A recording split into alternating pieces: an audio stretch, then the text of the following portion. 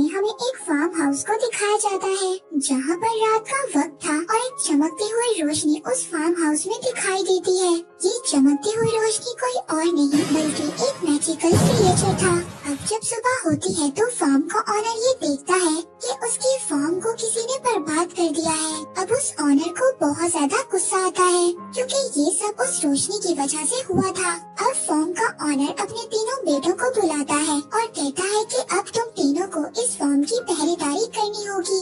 और यहीं पर हम ऑनर के सबसे छोटे बेटे जॉन को देखते हैं। जॉन को सभी निकम्मा समझते थे और उसके बड़े भाई भी उसकी अच्छाई का फायदा उठाते थे। जॉन के भाई उसको अकेले ही पहरेदारी करने का कहते हैं। जॉन भी इस काम के लिए मान जाता है और पहरेदारी के लिए अकेला ही तैयार हो जाता है। अब जब जॉन फार्म पर बैठा हुआ था तो अचानक से वहाँ पर उसको कुछ आवाज सुनाई देती है। वो अपने पीछे मुड़कर देखता है तो उसके पीछे एक व्हाइट कलर का घोड़ा खड़ा था। जॉन को अपनी आंखों पर यकीन नहीं होता कि उसने इतना बड़ा और सफेद कलर का घोड़ा देखा है। अब वो उस घोड़े को पकड़ने की कोशिश करता है। एक रस्सी वो घोड़े पर डाल देता है। अब वो घोड़ा तेजी से भागने लगता है मगर तभी जॉन उस रस्सी को पकड़ लेता है, जिस वजह से जॉन भी उस घोड़े के साथ आगे चला जाता है। मगर जब घोड़ा थोड़ा सा आगे जाता है तो वो अनबैलेंस हो जाता है और दलदल में गिर जाता है। अब जॉन उस घोड़े की मदद करता है, उसको दलदल से बाहर निकाल लेता है।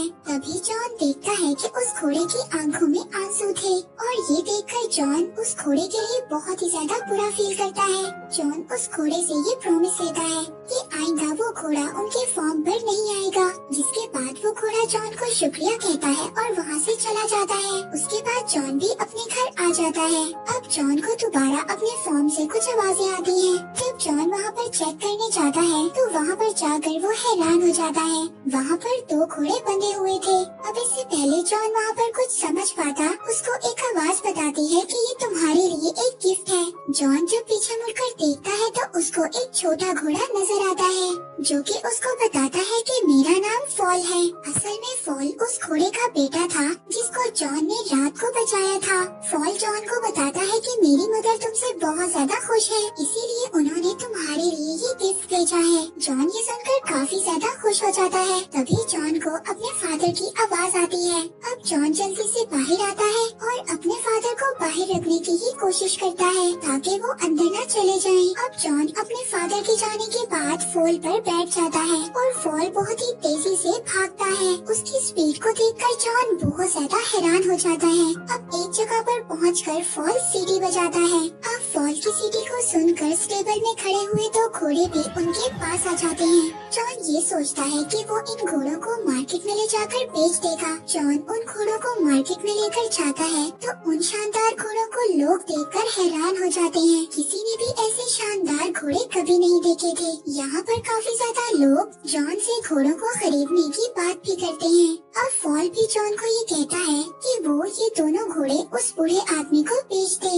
मगर जॉन ये दोनों घोड़े किंग को ही बेचना चाहता था। जब किंग वहाँ पर आता है तो उसको भी ये दोनों घोड़े बहुत ज्यादा पसंद आते हैं, मगर किंग का मिनिस्टर उससे कहता है कि उसको ये दोनों घोड़े चोरी के लग रहे हैं। किंग इसी बात का फायदा उठाकर बगैर पैसों के जॉन से वो दोनों घोड़े ले लेता है। जॉन किंग से जब पैसों की बात करता है तो किंग उसको बगैर जवाब दिए वहाँ से चला जाता है। फॉल यहाँ पर जॉन को डांटता है और कहता है कि मैंने तुम्हें कहा था ये दोनों घोड़े उस बूढ़े आदमी को बेच दो। खैर फॉल जब जॉन को उदास देखता है तो वो दोबारा से सीटी बजाता है और वो दोनों घोड़े जॉन के पास आ जाते हैं। लेकिन उन दोनों घोड़ों की वजह से किंग की बग्गी पलट जाती है और वो आटे की बोरियों में गिर जाते हैं। अब किंग को इस बात से बहुत ज्यादा गुस्सा तो आता है, मगर किंग चैम्बर की वजह से कुछ भी नहीं कहता और वो जॉन से इन घोड़ों की कीमत लगाने का कहता है। जॉन उन घोड़ों की बहुत ही ज्यादा कीमत लगाता है, जिस पर किंग के लोग उसको सजेस्ट करते हैं कि वो जॉन को अपने पास ही काम करने के लिए रख ले, क्योंकि जब जॉन यहाँ पर रहेगा तो किंग अपनी बेइज्जती का बदला भी ले सकते हैं। जॉन भी उनकी बात को एक्सेप्ट कर लेता है और वहाँ पर रहकर किंग के कामों को करने लगता है। अब किंग का असिस्टेंट किंग से कहता है क्यों न हम जॉन से एक फिनिक्स बर्ड को बुलवाएं। वो एक फायर बर्ड था और उसको लाना बहुत ज्यादा मुश्किल था। अब किंग का असिस्टेंट ये कहता है कि उसको लाना बहुत मुश्किल है और जॉन उसको कभी भी ला नहीं सकेगा और तभी आप जॉन को मौत की सजा सुना देना। अब किंग को अपने असिस्टेंट का आइडिया बहुत अच्छा लगता है। किंग अब ये सब जॉन से कहता है। जॉन भी इस बात के लिए तैयार हो जाता है। अब फॉल को जब ये बात पता चलती है तो वो जॉन से कहता है कि ऐसा करना बहुत ही ज्यादा खतरनाक है, क्योंकि जिसने भी ऐसा किया है और जो भी उस बर्ड की तलाश में गया है कभी भी वापस नहीं आया। मगर जॉन ने ये चैलेंज एक्सेप्ट कर लिया था, इसलिए वो पीछे नहीं हट रहा था। अब फॉल को भी जॉन की मदद करना थी, इसीलिए अब वो जॉन को एक जंगल में ले जाता है, जहाँ पर वो उसको एक ड्रीम नट दिखाता है। वो जॉन को बताता है कि ये फायर बर्ड के स्पेशल नट्स हैं और वो इनको बहुत ज्यादा पसंद करता है। मगर ये नट्स ऐसे हैं जैसे ही वो फायर बर्ड इनको खाएगा वो गहरी नींद में सो जाएगा, जिसके बाद हम उसको आसानी से पकड़ लेंगे। जिसके बाद अब ये दोनों उस जगह पर पहुंच जाते हैं जहाँ पर फायर बर्ड रहता था। फॉल उसको ये भी बताता है कि फायर बर्ड जमीन के नीचे रहता है। अब वो उस जगह पर कुछ नट्स को फेंक देते हैं और उस फायर बर्ड के बाहर आने का वेट करते हैं। अब जैसे ही वो फायर बर्ड नट्स की खुशबू सूंघता है तो वो जमीन से बाहर आ जाता है। अब वो फायर बर्ड मजे से उन नट्स को खा लेता है, जिसके बाद वो बेहोश हो जाता है। अब जैसे ही जॉन उस फायर बर्ड को पकड़ने जाता है तो वो दोबारा से जिंदा हो जाता है। अब वो फायर बर्ड जॉन के पीछे पड़ जाता है। वो उनको पकड़ने के लिए जॉन और फॉल के पीछे भागता है, जिसकी वजह से पूरे आइलैंड पर आग लग जाती है। उस फायर बर्ड ने जॉन और फॉल को पकड़ लिया था, जिसके बाद जॉन अपने पास आखिरी नट पड़ा हुआ उसकी तरफ फेंक देता है। जैसे ही वो फायर बर्ड उस नट को खाता है वो बेहोश हो जाता है। अगली सुबह जब वो जागता है तो उसको पता चलता है कि उन लोगों ने उसको चेन में कैद कर लिया था। जब जॉन उस फायर बर्ड की तरफ देखता है तो वो ये देखता है कि उसकी आंखों में आंसू थे। ये देखकर जॉन को बहुत ज्यादा बुरा फील होता है, जिसकी वजह से वो उस फायर बर्ड को आजाद कर देता है। जैसे ही वो फायर बर्ड आजाद होता है वो अपने पंख फैलाकर वहाँ से उड़ जाता है और जाते हुए वो अपना एक पंख जॉन को दे देता है और वो पंख हीट की वजह से ग्लो कर रहा था। फॉल जॉन को कहता है कि किंग अब तुम्हें नहीं छोड़ेगा, मगर जॉन फॉल से कहता है कि शायद वो इस पंख से किंग को ये यकीन दिलवा दे कि उन्होंने फायर बर्ड को पकड़ा था। जब वापस जॉन किंग के पास जाता है तो किंग जॉन की किसी भी बात पर यकीन नहीं करता। अगले ही दिन जॉन को मौत की सजा के लिए लाया जाता है। जॉन वो पंख निकालकर सबको दिखाता है, मगर वो पंख अब ग्लो नहीं कर रहा था और किंग जॉन को मारने का कहता है। जब किंग जॉन को मौत की सजा देने लगता है तभी वहाँ पर फायर बर्ड आ जाता है, जिसको देखकर सभी लोग बहुत ज्यादा हैरान होते हैं और वहाँ पर इकट्ठे सभी लोगों को जॉन की बातों पर यकीन आ जाता है, जिसकी वजह से अब किंग को जॉन की सजा खत्म करनी पड़ती है और साथ ही जॉन को किंग प्रमोशन भी दे देता है। इस बात पर किंग और भी ज्यादा गुस्सा होता है। अब वो अपने मिनिस्टर को कुछ और प्लान सोचने का कहता है। बहुत ज्यादा सोचने के बाद किंग का मिनिस्टर उसको एक आइडिया देता है। वो कहता है कि क्यों ना हम इस बार जॉन को एक माउंटेन की प्रिंसेस को लाने भेजें। पहले तो जॉन इस बात पर कामयाब नहीं होगा और अगर वो ऐसा कर लेता है तो इसमें आपका ही फायदा है। आप उस प्रिंसेस से शादी कर लेना, दोनों ही तरफ में आपका फायदा है। किंग को ये आइडिया बहुत ही ज्यादा पसंद आता है और वो जॉन को इस मिशन पर भेज देता है। अब जॉन उस सार माउंटेन पर पहुंच जाता है जहाँ पर वो प्रिंसेस रहती थी। वो देखता है कि माउंटेन पर कैसल के अंदर जाने का रास्ता एक बहुत ही मोटी बर्फ से बना हुआ है, जिसको तोड़ना बहुत ही ज्यादा मुश्किल था। तभी अचानक से वहाँ पर फायर बर्ड का एक पंख उड़कर आता है और उस बर्फ की दीवार में लग जाता है, जिससे वो दीवार टूट जाती है, जिससे वहाँ पर एक पानी का सैलाब आ जाता है। फॉल उसमें बहकर नीचे गिर जाता है और एक स्नो बॉल की तरह माउंटेन से नीचे गिर जाता है। जॉन अब कैसल के अंदर जाता है, उसको वहाँ पर बहुत ज्यादा लड़कियाँ नजर आती हैं और वो सभी लड़कियाँ सो रही थी। अब उनमें से असल प्रिंसेस कौन सी थी ये जानना बहुत ही ज्यादा मुश्किल था, लेकिन उस फायर बर्ड का एक पंख खाकर एक लड़की के पास गिर जाता है, जिससे कि जॉन ये बात समझ आता है कि वही लड़की प्रिंसेस है। जॉन उस लड़की की खूबसूरती को देखकर हैरान हो जाता है और उसको बताता है कि उसके किंग उससे शादी करना चाहते हैं। मगर वो लड़की जॉन से कहती है कि अगर तुम्हारे किंग इतने ही ज्यादा बहादुर होते तो तो वो मुझे यहाँ पर खुद लेने आते। और वो ये कहकर वो प्रिंसेस पहाड़ से नीचे कूद जाती है। जॉन भी अपनी जान की परवाह नहीं करता और उस प्रिंसेस के पीछे कूद जाता है। अब फॉल उन दोनों को वहाँ पर बचा लेता है और दोनों को अपने ऊपर बिठाकर आराम से नीचे ले आता है। फॉल जॉन को देखकर ये समझ गया था कि जॉन प्रिंसेस को पसंद करने लगा है।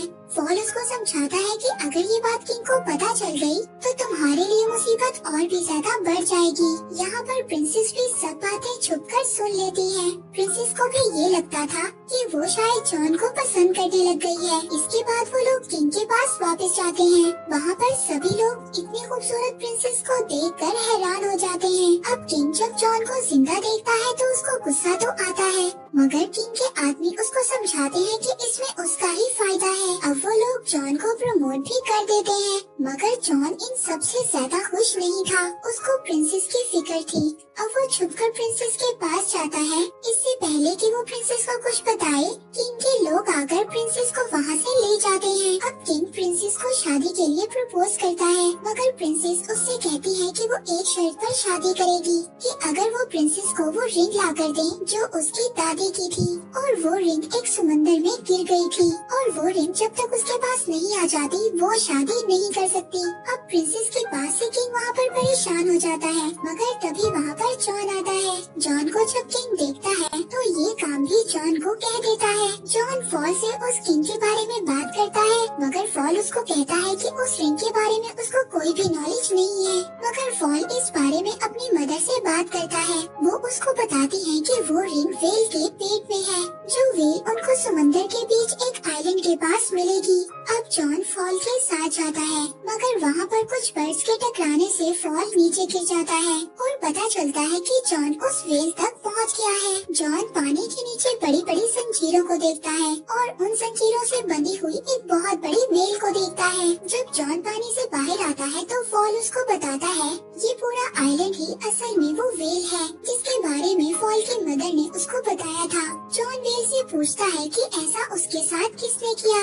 वेल जॉन को बताती है कि उसने गलती से कुछ शिप्स को निगल लिया था, इसीलिए वहाँ पर बाकी सेलर्स ने उस वेल को यहाँ पर कैद कर दिया। मगर अब ये वेल अपनी गलती को सुधारना चाहती है। जॉन को उस वेल के लिए बहुत ज्यादा बुरा लगता है। अब जॉन को एक आइडिया आता है। वो ये सोचता है कि अगर वो इस वेल को ठीक दिलवा दे तो वो इसके अंदर से शिप्स को निकाल सकता है। और अपने प्लान के अकॉर्डिंग वो उस वेल की नाक में चले जाते हैं और उसकी नाक को टिकल करने लगते हैं।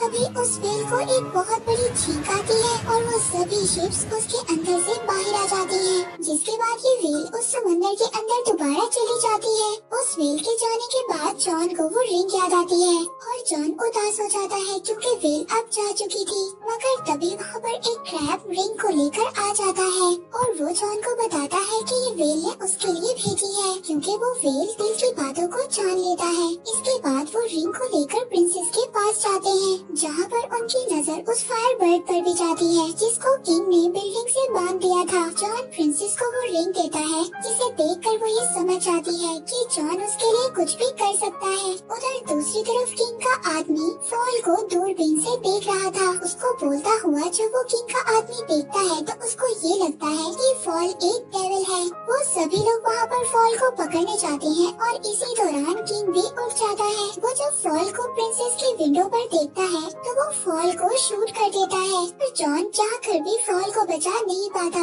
इसके बाद किंग ऐलान करता है कि जॉन को प्रिंसेस के किडनैप करने के जुर्म में नौकरी से निकाला जाता है और कुछ ही दिनों में उसको मौत की सजा मिलेगी। तभी प्रिंसेस फॉल से मिलती है और उसको बताती है कि उसके एक आइडिया की वजह से जॉन और भी ज्यादा मुसीबत में फंस गया है। वो फॉल को बताती है कि उसने किंग को शादी से बचने के लिए 3 अलग अलग पॉट्स में नहाने के लिए कहा था, जहाँ पर पहले पॉट में उबलता हुआ पानी और दूसरे पॉट में बर्फ का पानी और तीसरे में उबलता हुआ दूध होगा। उसने किंग को बताया कि ऐसा करने से वो दोबारा से जवान हो जाएंगे, मगर किंग को ये सब ठीक नहीं लग रहा था। जिस पर किंग का आदमी उसको कहता है कि पहले वो इन सब चीजों को जॉन पर आजमा कर देखे। अब प्रिंसेस फॉल को इस बात से बचने का तरीका बताती है। अगर वो पहले पॉट में उसकी दादी की रिंग और दूसरे पॉट में उस फायर बर्ड का पंख और तीसरे में लाइफ और डेथ फ्लावर्स डाल दें तो जॉन की लाइफ बच सकती है। फॉल प्रिंसेस से उन फ्लावर्स के बारे में पूछता है, जिस पर प्रिंसेस कहती है कि वो फ्लावर्स उसको दुनिया के आखिरी कोने में मिलेंगे। फॉल कहता है कि इन सब में तो बहुत ज्यादा वक्त लग जाएगा, लेकिन प्रिंसेस उसको कहती है कि तुम्हारी स्पीड से ये काम जल्दी हो जाएगा। अब फॉल इंजर्ड होने के बावजूद उन फ्लावर्स को लेने जाता है और अगली सुबह वो पॉट्स भी तैयार हो जाते हैं। और यहाँ पर किंग ये सोचता है कि यही सही वक्त है सबको ये बताने का कि वो कितना रहमदिल है। वो सबको ये बताता है कि ये प्रोसेस असल में जॉन को दिया हुआ दूसरा मौका है, क्योंकि वो अगर इन सब में कामयाब हो गया तो वो जॉन को आजाद कर देंगे। इसके बाद वो जॉन को उस पॉट में धकेल देता है और प्रिंसेस भी चुपके से अपनी रिंग उस पॉट में डाल देती है और उस रिंग के मैजिक से जॉन सही सलामत पहले पॉट से निकलकर दूसरे पॉट में गिर जाता है। ये सब देखकर वो फायरबर्ड चिल्लाने लगता है। उस फायरबर्ड की आवाज उस कैद हुए बम तक पहुंच जाती है और वो वहां से निकलकर फौरन ही दूसरे पॉट में गिर जाता है, जिसके बाद जॉन तीसरे और फाइनल पॉट में गिरता है। प्रिंसेस फॉल के आने का इंतजार कर रही थी। दूसरी तरफ हम देखते हैं कि फॉल उस फ्लावर तक पहुंच गया था, लेकिन उस फ्लावर को तोड़ने से पहले फॉल को ये पता चलता है कि इस फ्लावर को जो भी तोड़ेगा उसकी डेथ हो जाएगी। लेकिन इस बात की परवाह किए बिना वो उस फूल को तोड़ लेता है। उधर बाकी सब लोगों को ये लग रहा था कि जॉन मर गया है और वो सभी लोग उदास होकर वहाँ से जाने लगते हैं, पर तभी वहाँ पर फॉल आ जाता है जो कि उस फ्लावर को उस पॉट में गिरा देता है और देखते ही देखते जॉन उस पॉट से एक प्रिंस की तरह बाहर आता है। अब ये देखकर किंग भी पहले पॉट में जंप लगाता है, मगर दोबारा से जवान होने की बजाय वो एक बबल में कैद होकर वहाँ से चला जाता है। सभी लोग इस बात को देखकर बहुत ज्यादा खुश होते हैं और वो अपना नया किंग जॉन को बना लेते हैं। जॉन और प्रिंसेस फॉल को ढूंढने जाते हैं। फॉल को ये लग रहा था कि अब वो मरने वाला है, मगर प्रिंसेस फॉल को बताती है कि वो फ्लावर सिर्फ उसका टेस्ट ले रहा था। मूवी के लास्ट सीन में हम जॉन और प्रिंसेस की शादी को देखते हैं और इसी के साथ ये मूवी यहीं पर एंड हो जाती है।